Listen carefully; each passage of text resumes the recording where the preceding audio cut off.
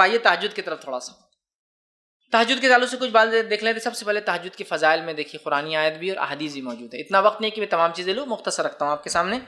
سب سے پہلی چیز تو اللہ رب العزت سورہ بنی اسرائیل، یہ سورہ اسراء سورہ نمبر 17 آیت نمبر جو ہے 79 کے اندر فرماتا ہے، 79 کے اندر فرماتا ہے، کہتا ہے وَمِنَ اللَّيْلِ فَتَهَجَّدْ بِهِ نَافِلَةً لَكَ، اللہ فرماتا ہے اور کہتا ہے اور رات کو تہجد پڑھو، یہ آپ صلی اللہ علیہ وسلم کے لیے نفل ہے، آپ اے نبی رات میں تہجد پڑھا کرو، یہ آپ کے لیے نفل ہے۔ عَسَىٰ أَن يَبْعَثَكَ رَبُّكَ مَقَامًا مَحْمُودًا، ہو سکتا ہے اللہ اس کے ذریعے آپ کو مقام محمود پر پہنچا دے، ٹھیک ہے۔ تو اس لیے کہ قرآن سے پتہ چلتا ہے کہ تہجد کا ذکر قرآن میں اور اس کی بڑی اہمیت ہے، اس کو پڑھنا چاہیے۔ اسی طرح دوسرے مقام پر سورہ بنی اسرائیل میں اللہ نے آگے فرمایا، کہا بے شک اللہ سے ڈرنے والے متقی لوگ باغوں اور چشموں میں ہوں گے، وہاں ان نعمتوں کو پائیں گے جو ان کا رب انہیں دے گا، بے شک وہ اس سے پہلے نیکوکار تھے، وہ راتوں کو بہت کم سوتے تھے اور بوقت سحر اللہ تعالیٰ سے بخشش طلب کرتے تھے۔ رات کو اٹھ کر، مومنوں کی صفت ہے رات کو اٹھ کر اپنے رب سے بخشش طلب کرتے تھے، اس لیے کہ رات کا آخری پہر وہ پہر ہوتا ہے جس میں اللہ رب العزت آسمانی دنیا پہ نزول کرتا ہے اور ایک ندا اور آواز لگائی جاتی ہے۔ یہ صرف رمضان کے لیے خاص نہیں ہے، سارے سال ہوتا ہے کوئی مغفرت کا طلب کرنے والا میں معاف کرنے والا ہوں، ہے کوئی مانگنے والا میں دینے بیٹھا ہوں۔ صحیح مسلم کی روایت ہے۔ بہت سی بار یہ رمضان میں لوگ پیش کرتے ہیں روز کی، اور بہت سی بار یہ روایت کو لوگ شب برات کے لیے پیش کرتے ہیں، یہ روز کی ہے۔ روز اللہ آسمانی دنیا پہ فرسٹ جس کو کہیں گے اسکائی پر آتا ہے اور ایک ندا آواز لگائی جاتی ہے کوئی مانگنے والا تو میں دینے بیٹھا ہوں۔ سمجھ رہے بات؟ تو بہرحال اس کا تذکرہ قرآن میں بھی ہے، احادیث کے اندر جو ہے صحیح مسلم کی روایت میں آتا ہے نبی اکرم صلی اللہ علیہ وسلم کے تعلق سے کہ جو ہے نبی اکرم صلی اللہ علیہ وسلم سے پوچھا گیا کہ فرض نماز کے بعد کون سی نماز سب سے افضل ہے؟ نبی اکرم صلی اللہ علیہ وسلم کسی نے سوال کیا فرض نماز کے علاوہ سب سے افضل نماز کون سی ہے؟ اس کا مطلب دوسرے الفاظ میں نفل عبادتوں میں سب سے افضل عبادت کون سی ہے؟ فرض نماز کے بعد سب سے افضل عبادت مطلب کیا ہوا؟ نفل نمازوں میں سب سے افضل نماز۔ تو آپ نے فرمایا اور کہا آدھی رات کے بعد نماز یعنی تہجد، آدھی رات کے بعد پڑھی جانے والی نماز کا پڑھنا یہ سب سے افضل عبادت ہے فرض نمازوں کے بعد۔ تو اگر فرض کے علاوہ کوئی انسان کچھ کرنا چاہتا ہے سب سے افضل کام تو وہ کیا کرے؟ تہجد کا اہتمام کرے، تہجد کا اہتمام کرے۔ یاد رکھیں بڑی اہم بات ہے اور ہمیں چاہیے کہ ہم کوشش کریں ہم لوگ تہجد کا بالخصوص اہتمام کریں۔ تو اس حدیث سے پتہ چلا سب سے افضل نماز نہ فرض کے بعد سب سے افضل نماز نفل میں یا سب سے افضل عبادت نفل عبادتوں میں کون سی ہے؟ تہجد کا ادا کرنا۔ اور اس تہجد کے بعد یہ پڑھا جاتا ہے کیا؟ وطر، جو میں نے پہلے لے چکے ہیں، ہم لوگ پہلے پڑھ لیتے وطر عشاء کے بعد، عام طور سے تہجد نہیں پڑھتے لوگ، یہاں بس عشاء کی بات کا اس لیے اس کو پہلے رکھا، حالانکہ وہ اس کے بعد آتی۔ اب آئیے جو ہے ایک اور روایت میں اس طرح سے آتا ہے، ابن حبان اور مسند احمد کی روایت ہے، ابو ہریرہ رضی اللہ عنہ اس کے راوی فرماتے ہیں ہر کس و ناکس مسلمان کو سلام کہو، غریبوں کو کھانا کھلاؤ، صلہ رحمی کرو اور راتوں کو اٹھ کر جو ہے اس وقت نمازیں پڑھو جبکہ لوگ سوئے ہوئے ہوں، اس طرح تم آرام سے جنت میں داخل ہوں گے۔ ابو ہریرہ رضی اللہ عنہ نے ایک مرتبہ پوچھا اللہ کے رسول میں جنت میں آرام سے کیسے داخل ہوں؟ تو آپ نے بتا دیا اور کہا کیا کیا کرو جنت میں جانے کے لیے آسانی سے؟ پہلا کام مسلمان کو سلام کرو، غریب کو کھانا کھلاؤ، رشتوں کو جوڑے رکھو، رات کو اٹھ کر نماز پڑھو جبکہ لوگ سوتے رہتے ہیں، تم آسانی سے اور آرام سے جنت میں چلے جاؤں گے۔ تو آسانی سے اور جنت میں جانے کے راستوں میں سے ایک راستہ تہجد کا پڑھنا ہے، کھانے کا کھلانا ہے، لوگوں سے رشتہ داروں سے تعلقات قائم کرنا ہے، اور کس اور ناکس جس کو بھی کسی کو بھی سلام۔ اور یہاں الفاظ دیکھیے ہر کس و ناکس، بڑی اہم چیز، مطلب ہر کسی کو، ہمارے پاس کیا ہوتا ہے سلام کرتے ہیں اسٹیٹس کے حساب سے، بہت مالدار ہے تو سلام، غریب نوکر اپنے پاس روز کام کو آتی، اس کو کیا سلام کریں گے؟ کس اور ناکس مطلب اس کی دنیاوی اعتبار سے ویلیو ہو یا نہ ہو لیکن آپ نے سلام کرنا چاہیے اس کو۔ سمجھ رہے آپ بات؟ بہرحال سلام کرو اور رشتوں کو قائم رکھو، غریبوں کو کھانا کھلاؤ اور ہاتھوں کو ٹوٹ کے نماز پڑھو، مطلب تہجد پڑھو جب سب سوتے ہیں، مطلب آخر وقت میں افضل ہے یہ ٹائم، تو تم جو ہے جنت میں چلے جاؤں گے۔ اب تہجد کے وقت کے تعلق سے ہم کچھ باتیں دیکھتے ہیں۔ تہجد کا وقت اور اس کی رکعتیں۔ تہجد کا وقت عشاء کے بعد سے لے کر فجر کے پہلے تک، سیم جو وتر کا ٹائم۔ تہجد کا وقت عشاء کے بعد سے لے کر فجر کے پہلے تک، تو گویا آپ عشاء کے بعد بھی پڑھ سکتے ہیں تہجد اور فجر سے پہلے تک پڑھ سکتے ہیں، کبھی بھی جیسا آپ وتر پڑھ سکتے ہیں، ٹھیک ہے۔ اب کتنی رکعتیں پڑھیں؟ تو اس کی رکعتیں یاد رکھیے دو کر کے، کم از کم 2 اور زیادہ سے زیادہ 8 رکعت، اور یہ رکعتیں 2 کر کے ہی ہوں گی، 2 کے بعد سلام، 2 کے بعد سلام، 2 کے بعد سلام، 2 کے بعد سلام، ٹھیک۔ تو اگر آپ کو 2 پڑھنا ہے تو 2 ہو گئی، 4 پڑھنا ہے تو 2 کر کے مطلب 2 سلام ہوں گے، 6 پڑھنا ہے تو 3 سلام، اور 8 پڑھنا ہے تو 4 سلام سے 8 رکعتیں، 2 کے بعد سلام پھیریں گے، یہ اس کی رکعتیں، کم از کم 2 زیادہ سے زیادہ آپ جو ہے 8 رکعتیں اس کی پڑھ سکتے ہیں، ٹھیک۔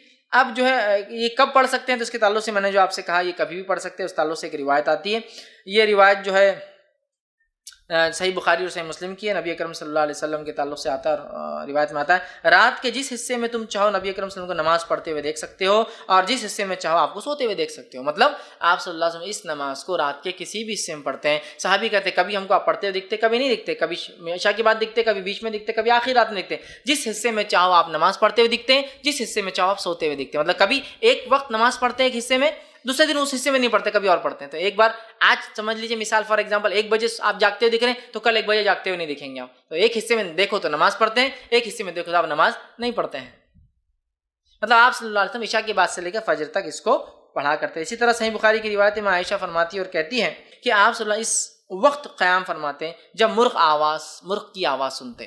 مطلب نبی اکرم صلی اللہ علیہ وسلم اس کو ہر وقت پڑھتے لیکن خاص طور سے کب پڑھتے؟ رات کا تیسرا پہر. اور مرغ یاد رکھیے رات میں لاز بالکل سحر کے وقت آواز دیتا ہے. اور آپ صلی اللہ علیہ وسلم کی حدیث ہے جب مرغ بانگ دے تو اسے برا مت کہو، اس لیے کہ وہ تو فرشتوں کو دیکھ کر بانگ دیتا ہے. لہٰذا جب مرغ بانگ دے تو اللہ سے دعا کرو، اس لیے کہ اس وقت فرشتے حاضر ہوتے. اور مرغ یاد رکھیے کبھی بھی، وہ شروعات میں تو کبھی بھی دیتا ہے وہ، لیکن جب سیکھ لیتا ہے تو وہ آپ دیکھیں گے رات میں 3 بجے سے یا کم از کم وہ سحر کے وقت شروع کرتا ہے تو فجر کے پہلے تک دیتا ہے.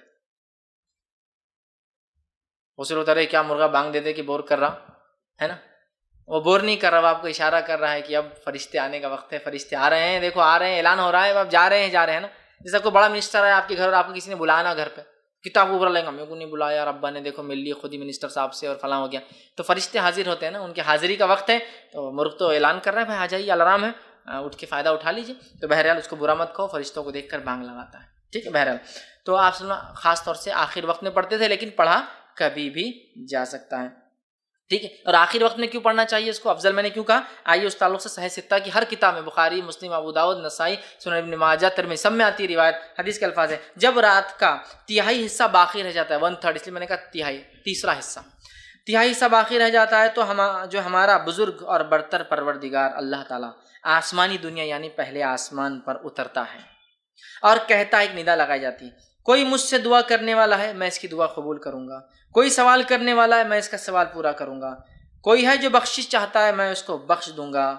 ٹھیک ہے. یہ آواز لگائی جاتی ہے اور یہ آواز ہر روز رات کے تیسرے پہر ندا اور آواز لگائی جاتی ہے. سبحان اللہ. یہ کوئی شب برات کے لیے خاص نہیں ہے اور یہ کوئی رمضان کے لیے خاص نہیں. ایوری نائٹ، ہر رات ہم اللہ سے دعا کر کے منوا سکتے اپنے رب کو، اس لیے کہ اللہ ہم سے بہت قریب ہوتا ہے، پہلے آسمان پہ ہوتا ہے اور آواز لگاتا ہے بھائی میں خاص سننے آیا ہوں، بتاؤ ہے کوئی مانگنے والا؟ تو یہ بہت خاص وقت ہے. اور میں نے دیکھا ہے بہت سارے لوگوں نے اس کا تجزیہ کیا ہے، ان اوقات میں مانگی گئی دعا کبھی رد نہیں ہوتی، چونکہ اسپیشلی آدمی اٹھ کر یہ دعا کرتا ہے اور اللہ نہیں ہونے والے کام بھی لوگوں کے. بہت سارے لوگ بولتے ہیں دعا کب کرنا، ہم نے افضل وقت کیا ہے؟ تو میں کہتا ہوں رات کے تیسرے پہر اٹھیے، تہجد کی نماز پڑھیے، وتر قائم کیجیے اور پھر اپنے رب سے خوب دعائیں کیجیے. یہ سب سے بہترین وقت ہے اللہ کو سنانے کا، اس لیے کہ اللہ خود اس وقت کہتا ہے کوئی مجھ سے مانگنے والا میں دینے بیٹھا ہوں، ہے کوئی سوالی میں اس کے سوال کو پورا کروں گا، ہے کوئی مغفرت کا طلب کرنے والا آج مغفرت کر دوں گا. تو ایوری ڈے ہمارے لیے مغفرت کا دن ہو سکتا ہے اگر ہم فائدہ اٹھانا چاہیں تو. اسی طرح جو ہے نسائی کی روایت ہے، سنن نسائی کی، مستدرک حاکم کی ہے کہ نبی اکرم صلی اللہ علیہ وسلم فرماتے ہیں رات کے آخری حصے میں بندہ اپنے رب کے سب سے زیادہ قریب ہوتا ہے.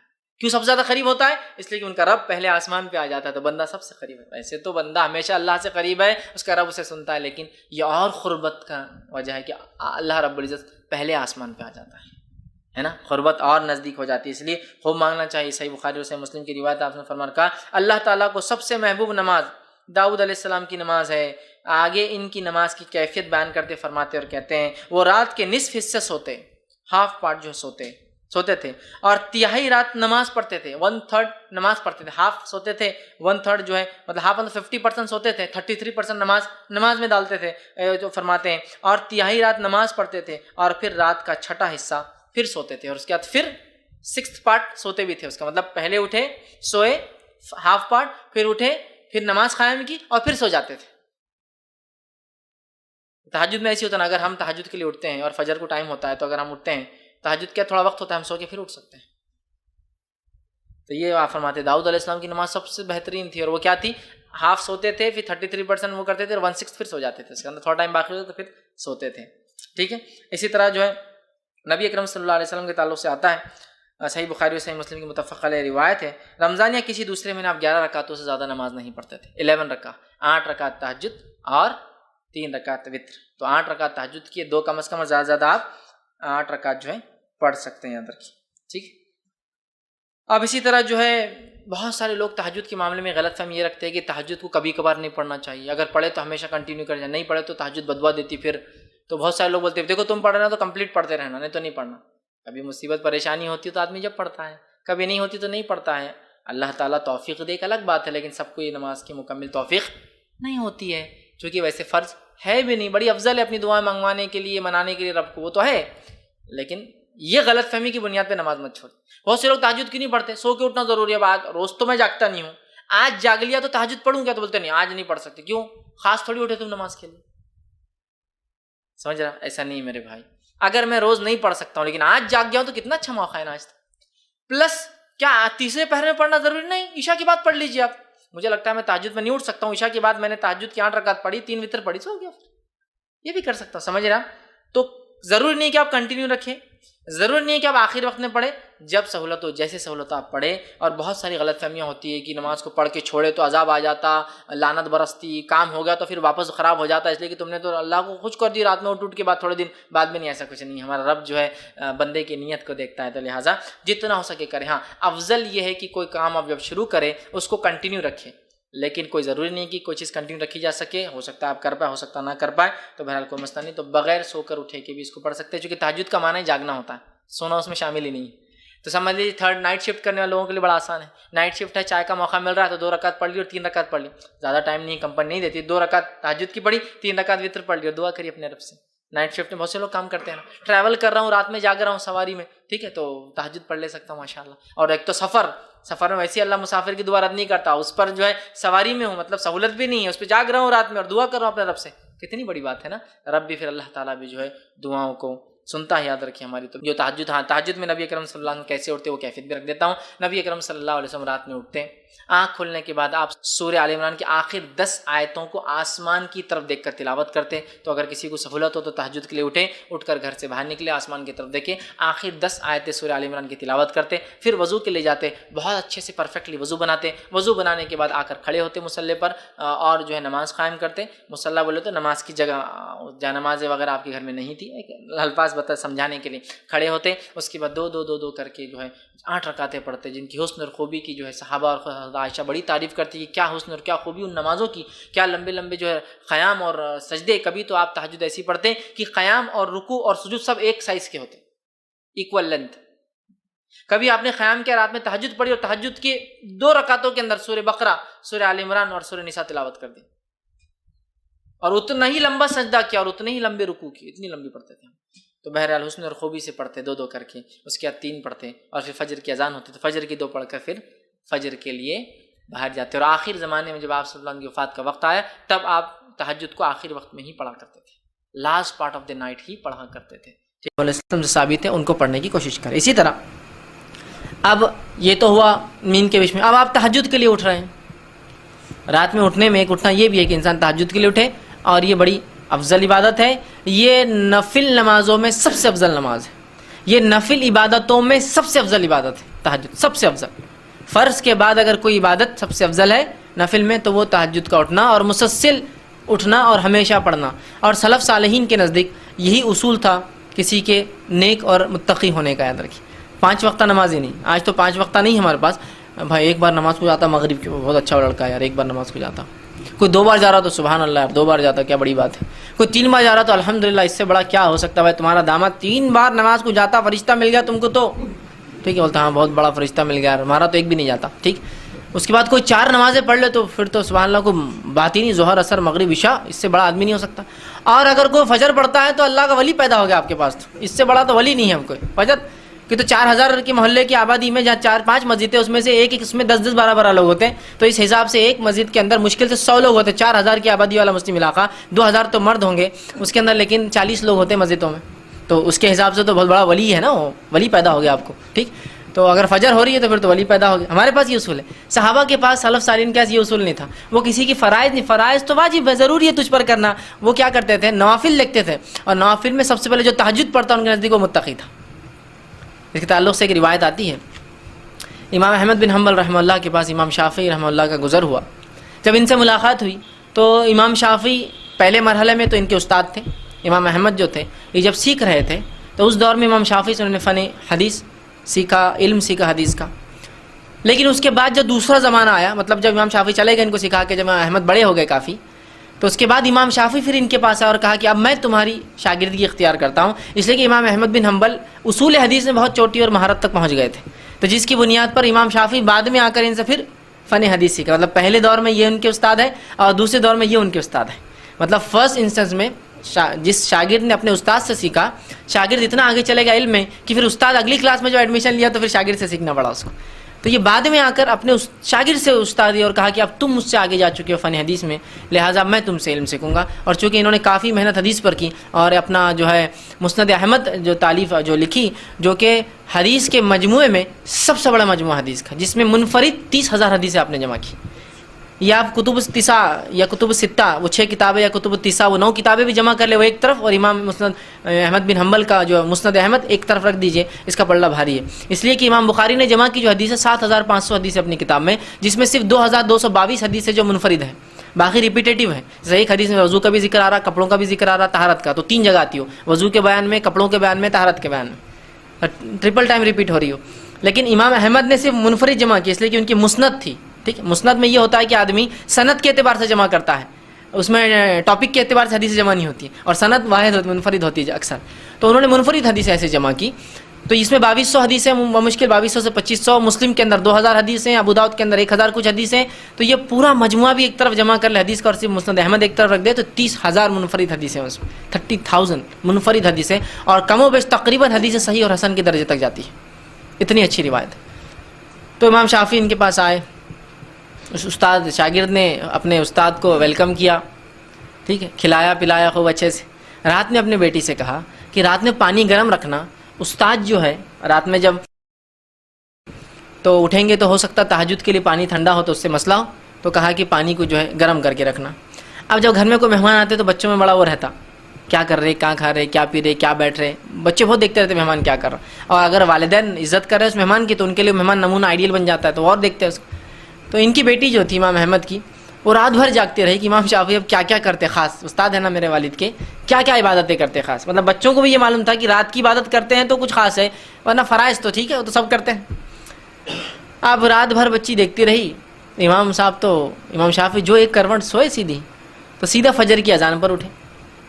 جب فجر کی اذان پر اٹھے تو امام احمد بھی نماز کے لیے جانے لگے. تو بچی نے ان کے مزیحتاً ہنستے ہنستے والد کو اسے تنگ کرنے کے لیے کہا، پانی زیادہ ٹھنڈا ہو گیا تھا رات میں، پانی شاید زیادہ ٹھنڈا ہو گیا تھا. مطلب امام صاحب کو آپ نے کہا پانی گرم رکھو، پوری رات میں پانی گرم کر کے رکھی. امام صاحب نے اٹھ کے وضو نہیں کیا تو مذاق کے طور پر اپنے والد سے کہا پانی شاید بہت ٹھنڈا ہو گیا تھا رات میں. تو امام احمد سمجھ گئے کہ مطلب امام شافعی نے وضو نہیں کیا اور نماز نہیں پڑھی تہجد کی. تو بچی کو خاموش بٹھا کر چلے گئے. فجر کے بعد آئے تو رہا نہیں گیا، کیونکہ فرائض ان کے پاس اصل نہیں تھے، وہ تہجد سے نوافل کے اہتمام سے انسان کو پرکھتے تھے. تو پوچھ ہی لیا، کہا کہ کچھ مسئلہ تھا استاد، کیا بات ہے آپ نے تہجد نہیں پڑھی؟ حالانکہ تہجد فرض نہیں ہوتی لیکن پھر بھی متقی و پرہیزگار لوگوں کی علامت ہے. تو کہا آپ نے تہجد نہیں پڑھی، کوئی مسئلہ تھا یا مجھ سے کوئی کوتاہی ہوئی، پانی کیا ہوا؟ اس لیے کہ بچی نے وہ جو مذاق کیا ان کو جواب دینا تھا اس کا. تو کہا نہیں ویسا نہیں تھا، جب میں رات میں تمہارے پاس کھانے کو بیٹھا تو میں مطمئن تھا کہ تمہارا کھانا حلال ہوگا، تو لہٰذا میں عام اعتبار سے جتنا کھاتا ہوں اس سے زیادہ کھا لیا، کہ تو میں مطمئن تھا کہ امام احمد بن حنبل کا رزق حلال ہوگا. جب میں جا کر بستر پر لیٹا اور ایک کروٹ لیٹ گیا تو میرے ذہن میں ایک حدیث آ گئی، ایک روایت آ گئی آپ صلی اللہ علیہ وسلم کی، کہ وہ جو بدو آیا تھا، ایک اعرابی آیا اور مسجد نبوی میں داخل ہوا اور صحابہ بیٹھے تھے، جا کر پیشاب کر دیا. تو وہ میرے ذہن میں وہ بات آ گئی، وہ حدیث آ گئی، اور اس حدیث پہ میں غور کرتا رہا اور کچھ فقہی مسائل نکالتا رہا کہ اس سے کیا کیا باتیں اخذ ہو سکتی ہے، کیا کیا باتیں استنباط کر سکتے ہیں، نکال کر ہم بتا سکتے ہیں امت کو کہ یہ مسائل میں یہ کام ہو سکتا ہے. تو وہ مسئلے میرے ذہن میں آنے لگے. تو میں جب لیٹ گیا کروٹ تو وہی حدیث میرے ذہن میں گھومتی رہی اور میں اس کو سوچتا رہا، اور اس ایک حدیث سے میں نے 70 مسائل رات بھر میں نکال لی. مطلب میرا ذہن اسی پہ چلتا رہا کہ کیا کیا نکال سکتا ہے، کہ پیشاب کسی کو تیز آئے تو نماز پڑھ سکتا ہے، اس لیے کہ وہ تیز آیا تھا، نماز پڑھی اور پھر پیشاب کر دیا. تو پتہ چلا کہ وضو تھا تو اس نے سوچا ہوں میں واقعی رکھتا ہوں. اسی طرح پتہ چلا کہ کوئی پیشاب کر دے تو اسے روکنا نہیں چاہیے، ورنہ روکنے سے ہو سکتا ہے اس کو تکلیف. اسی طرح پتہ چلا اگر اسے روکا جاتا تو وہ بھاگتا تو پیشاب اور پھیل جاتا. تو غلاظت کم جگہ میں ہو رہی تو اس کو ہونے دیا جائے، بعد میں اس کو ہٹایا جائے، بعد میں پانی ڈالا جائے. ایسے مسائل نکالتے رہے ہو، ٹھیک. اسی لیے فقہا کا شریعت نے بڑا مقام ہے یاد رکھی، لیکن وہ مقام بھی نہیں کہ نبی سے آگے چل جائیں گے فقہا، ٹھیک. ٹھیک ہے، لیکن ان کا مقام اس لیے کہ وہ ہم کو اخذ کر کے مسائل بتاتے ہیں، لا کر رکھتے ہیں. تو امام شافعی 70 مسائل نکالے اس اور کہا بس وہ اس میں ذہن لگا رہا، تھوڑی نیند لگی اور فجر کی اذان ہو گئی. آپ سمجھ رہے بات کو؟ تو یہاں اس واقعے میں پتہ چل رہا ہے کہ ان کے پاس اصل چیز کیا تھی؟ تقوی کی علامتیں 5 وقت فرض نماز اور مؤکدہ نہیں. رات میں پڑھتا ہے کہ نہیں پڑھتا ہے آدمی؟ ہمارے پاس تو بھائی کوئی دن میں کچھ نمازیں جو فرض پڑھ لے تو بڑا فرشتہ آدمی ہے، ان کے پاس نہیں. 5 تو فرض ہے، اس کے علاوہ کیا دیتا ہے؟ زکوٰۃ تو دینی ہے جی، اس کو نہیں رکھتے تھے وہ، اس کے علاوہ کیا خرچ کرتا ہے؟ روزے تو رکھنا ہے جی، رمضان کی سب رکھتے ہیں، اس میں کیا بڑی بات ہے؟ اس کے علاوہ کیا رکھتا ہے؟ یہ ان کے پاس تقوی اور ایمان کی علامتیں اور پیمانے تھے، یاد رکھیے. بہرحال تو رات میں نبی اکرم صلی اللہ علیہ وسلم اٹھتے ہیں. تو جب رات میں آپ تہجد کے لیے اٹھیں تو اس کے لیے آپ صلی اللہ علیہ وسلم جب اٹھتے تہجد کے لیے تو آسمان کی صحیح بخاری کی روایت ہے، عبداللہ ابن عباس رضی اللہ عنہ فرماتے ہیں کہ میری خالہ میمونہ آپ صلی اللہ علیہ وسلم کی بیوی تھی، ہماری امہات میں سے. ان کے پاس میں نے ایک بار کہا کہ میں آپ کے ساتھ سوؤں گا تاکہ نبی اکرم صلی اللہ علیہ وسلم کیا کرتے ہیں وہ بھی دیکھ لوں. تو جب میں رات میں سویا تھا تو آپ صلی اللہ علیہ وسلم رات کے تیسرے پہر، اس سے پہلے یا اس کے بعد کبھی تو بھی اٹھے، وہ بچے تھے لیکن ایگزیکٹ یاد نہیں، لیکن کبھی تو فجر سے پہلے کا وقت تھا جس کو ہم سحر کا وقت کہہ سکتے ہیں. اٹھے، اٹھ کر آپ نے آنکھوں کو ملا تاکہ نیند کو بھگا دے. اس کے بعد آپ باہر نکلے حجرے سے، آسمان کی طرف دیکھا اور سورہ آل عمران کی آخری 10 آیتیں تلاوت کی. ٹھیک ہے، اس کے بعد آپ نے وضو کیا، بڑے اچھے سے مشکیز نکالی، پانی لیا اس میں سے اور بہت اچھے سے وضو کیا. وضو کر کے آپ کھڑے ہو گئے. تو اس روایت میں پتہ چلا آپ صلی اللہ علیہ وسلم رات تہجد کو اٹھتے تو آنکھ ملتے، تو نیند میں سے آپ اٹھے تو آنکھ ملے، اٹھ کر جاتے آسمان کی طرف دیکھ کر آخری 10 آیتیں پڑھتے اور اس کے بعد جو ہے آ کر وضو کرتے اور نماز پڑھتے. پھر وہ کہتے ہیں کہ جب آپ صلی اللہ علیہ وسلم نماز کو کھڑے ہوئے تو میں بھی وضو کر کے آیا اور آ کر رسول اکرم صلی اللہ علیہ وسلم کے الٹے طرف کھڑا ہو گیا. الٹے طرف، چھوٹے تھے پتہ نہیں، ان کو بچے تھے، آگے کھڑے ہو کے دیکھا آپ پڑھ رہے ہیں. تو رسول اکرم صلی اللہ علیہ وسلم نے اپنے سیدھے ہاتھ سے مجھے پکڑا اور اپنے سیدھے طرف لیا، چونکہ امام کے سیدھے طرف مقتدی ہوں اگر اکیلا ہے تو، الٹے نہیں. تو پتہ چلا نماز میں یہ چونکہ ضروری حرکت تھی اس لیے کہ وہ نماز غلط، ورنہ لوگ آگے ادھر کھڑے ہو جاتے پھر سمجھتے یہ امام ہے. تو آپ نے پکڑا اور ادھر لیا. تو اس سے پتہ چلا امام نماز میں بھی مقتدی کی اصلاح کر سکتا ہے اگر ضروری ہو اس طرح کی غلطی. دوسرا پتہ چلا نفل نماز جماعت سے ہو سکتی ہے. بہت سے لوگ پوچھتے ہیں نفل نماز جماعت سے ہوتی کیا؟ تو یہ رات کی نماز آپ سے پڑھے تھے، عبداللہ ابن عباس آ کے جماعت بنا لی، پیچھے سے آئے خاموشی سے کھڑے ہو گئے. پھر وہ کہتے ہیں میں کھڑا رہا. آپ صلی اللہ علیہ وسلم اتنی لمبی نماز پڑھی کہ سورہ بقرہ پڑھ لی، سورہ آل عمران پڑھ لی، تو میں خاموشی سے نکلا جا کے سو گیا. پھر مطلب کھڑے بھی ہوا، لگا کہ میں پڑھ لوں گا، اتنا لمبا پڑھا کہ میں وہاں سے نکلا اور جا کے پھر سو گیا. جب فجر ہوئی تو آپ نے مجھے جگایا اور جگا کر میرا کان پکڑا اور کہا کہ عبداللہ ایسا کرتے کہ پہلے تو نماز کو آئے، کھڑے ہوئے اور پھر چلے ہوئے گئے بیچ میں سے توڑ کے، مسکراتے، مطلب صرف ہنسی کے لیے، یہ نہیں کہ ان کو سزا دی، مسکراتے ہوئے کان پکڑا اور کہا کہ ایسا کرتے ہیں نماز میں، مطلب آئے تم پہلے کھڑے ہوئے، غلط کھڑے ہو گئے، پھر ادھر سے آئے اور پھر جا کے سو گئے اور میں پھر سو گیا. تو اس میں دیکھیے کتنی باتیں پتہ چلی کہ ایک تو آپ اٹھ کر رات میں تہجد پڑھتے اور آسمان کی طرف، تو آپ تہجد کو اٹھتے ہیں تو آسمان کی طرف دیکھ کر آپ یہ پڑھ سکتے ہیں. اس طرح کی آسمان نہ دیکھ سکے، ایسا خواتین گھر سے باہر نہیں نکل سکتی تو بہرحال آپ وہیں پڑھ لے ویسا، لیکن یہ سنت ہے آپ پڑھنا اور اس کے بعد پھر آپ تہجد کو کھڑے ہوتے تھے. ٹھیک ہے، تو یہ اس طرح سے جو ہم اگر اٹھتے ہیں تو کریں. اسی طرح اگر آپ صبح اٹھتے ہیں، سمجھ لیجیے کسی نے ایک سوال کیا تھا، رات کے آخری حصے تہجد میں جو بھی دعا مانگی جائے وہ قبول ہوتی ہے. تہجد کی نماز پڑھ کر ہی دعا مانگی جائے تو ہی وہ قبول ہوتی ہے، یا اگر اس وقت ہماری نیند بیدار ہو جائے مگر نماز پڑھنے کے بجائے اپنی جگہ پر لیٹے ہوئے یا بیٹھے ہوئے ہی بغیر وضو کے دعا کی جائے تو کیا وہ دعا قبول ہوتی ہے؟ دیکھیے سب سے پہلی چیز تو آگے انہوں نے پھر لکھا تہجد کی نماز پڑھنے کا بہترین وقت کون سا ہے؟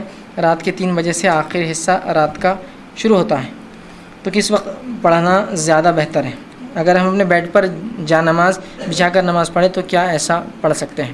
دیکھیے سب سے پہلی چیز تو یہ کہ جو رات کے تیسرے آخری پہر میں جو فضیلت ہے، جو صحیح مسلم کی روایت ہے، عموماً ہم رمضان میں سنتے ہیں لیکن یہ سال بھر کے لیے. حدیث کیا ہے؟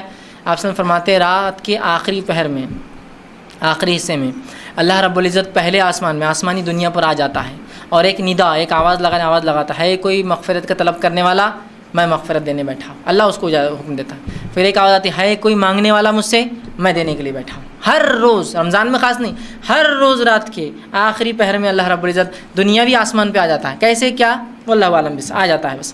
اور ایک آواز لگاتا ہے، اللہ حکم دیتا ہے، لگاؤ آواز، ہے کوئی مانگنے والا، میں دینے بیٹھا ہوں، ہے کوئی مغفرت طلب کرنے والا، میں مغفرت دینے بیٹھا ہوں اس وقت.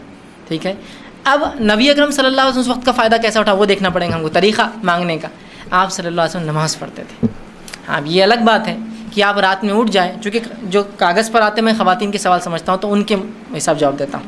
اگر آپ رات میں اٹھ جائیں اور آپ کی حالت ایسی نہ ہو کہ آپ نماز پڑھ سکتی ہو فرض، یا کوئی بھی نماز پڑھنے کی حالت نہ ہو، تب میں کہہ سکتا ہوں پھر آپ دعا کر لیں، اس رات کے وہ حصے کا فائدہ اٹھا لیں.